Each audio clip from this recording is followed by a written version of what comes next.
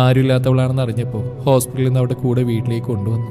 കേരളത്തിലെ വസ്ത്രവ്യാപാര രംഗത്ത് മുന്നിൽ നിൽക്കുന്ന ഒരു കുടുംബത്തിൽ ഇളയ മകനും അമ്മയായിരുന്ന ആ വണ്ടി. എന്നോ നിർത്തി എൻ്റെ പഠനം പൂർത്തിയാക്കിപ്പിച്ചു. അവരുടെ ഇവിടുത്തെ കടയിൽ ജോലിയും തന്നു. ഇപ്പം ഇവിടെയാണ്.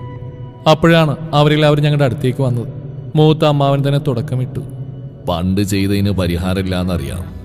ഇപ്പൊ തന്നെ നീ ഞങ്ങളുടെ കൂടെ വരണം. ഞങ്ങളുടെ കൂടെ ഇനി അവിടെ ജീവിക്കാം. മനുവിന്റെ പെണ്ണായി ഇനിയുള്ള കാലം. ദൂരെ പാർക്കിൽ നിന്ന് ട്രെയിൻ വരുന്ന ശബ്ദം കേട്ട് ഞങ്ങൾ അങ്ങോട്ട് നോക്കി. ഞങ്ങൾക്ക് അടുത്തെത്തിയ ട്രെയിനിൽ നിന്ന് കുറച്ച് ആളുകൾ ഇറങ്ങി. ഇന്നിത്തിരി നേരം വൈകി, അതിനെന്റെ പത്നിനെ മുഖം വീർപ്പിച്ച് പൊട്ടിക്കണ്ട. ചിരിച്ചുകൊണ്ട് എൻ്റെ അടുത്തേക്ക് നടന്നു വരുന്ന ആളെയും എന്നെയും മാറി മാറി നോക്കുന്ന അവർക്ക് മുമ്പിൽ സാരിക്കുള്ളിൽ നിന്നും ദേവനെന്ന് എഴുതിയ താലി ഞാൻ പുറത്തേക്ക് ഇട്ടു. മനുവേട്ടനേക്കാൾ 10 മടങ്ങ് ഭംഗിയും പണമുള്ള ദേവൻ എങ്ങനെ എൻ്റെ ഭർത്താവായും തലപോഞ്ഞ് ആലോചിച്ച് വശങ്ങിടണ്ട. നിങ്ങൾ പുറമേയുള്ള എൻ്റെ ഭംഗി നോക്കിയപ്പോൾ എൻ്റെ മനസ്സിൻ്റെ പവിത്രത മാത്രം നോക്കി എൻ്റെ താലിയുടെ ഉടമ. അമ്മേ! ദേവേട്ടന് പിന്നിൽ ഞങ്ങളുടെ ഡ്രൈവർക്കൊപ്പം ദേവേട്ടനെ കൊത്തിവെച്ച പോലുള്ള 4 കുസൃതി കുടുക്കൾ കൂടെ എൻ്റെ അടുത്തേക്ക് ഓടി വന്നു. അവരെ കയ്യിൽ പിടിച്ച് ഞാൻ അവരോട് പറഞ്ഞു, ഞങ്ങളുടെ മക്കളാ. ഇടയ്ക്ക് ഇവർക്ക് ഇങ്ങനെ ട്രെയിനിൽ പോകാൻ ആഗ്രഹം തോന്നും. കട എന്നെ ഏൽപ്പിച്ച് ഇവർ പോകും. തിരിച്ചു വരുന്ന അവരെ കാത്തിരിക്കായിരുന്നു ഞാൻ.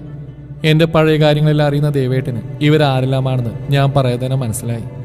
എല്ലാവരും ആകെ ഞെട്ടി നിൽക്കുകയാണ്. മനുവേട്ടൻ്റെ താലിയുടെ ഉടമ ഇപ്പോഴും ജീവിച്ചിരിപ്പുണ്ട്.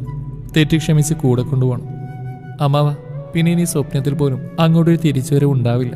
അത് ഞാൻ മുന്നേ ഉറപ്പിച്ചതാ. തല തിരിഞ്ഞല്ലാതെ പോവാണെന്ന് അമ്മാവൻ്റെ മക്കളോട് പറഞ്ഞ് തല ഉയർത്തി ഞാൻ മക്കൾക്കൊപ്പം മുന്നിൽ നടന്നു.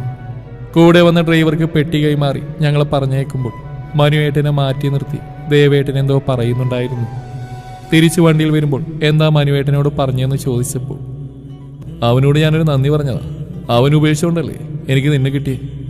ഇനി ഈ ജന്മം തന്നെ ഒരു ജന്മത്തിൽ ഇവളെ തരില്ലെന്നാ പറഞ്ഞ് തിരിച്ചു വരുമ്പോൾ ദേവേട്ടനെ നെഞ്ചോട് ചേർന്ന് കിടക്കുമ്പോൾ ഞാൻ ഓർത്തു, ഒരാളെ മാത്രം സ്നേഹിക്കുക എന്നാൽ പ്രണയമായിരിക്കാം.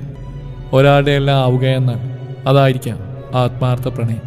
ഞങ്ങളെപ്പോലെ.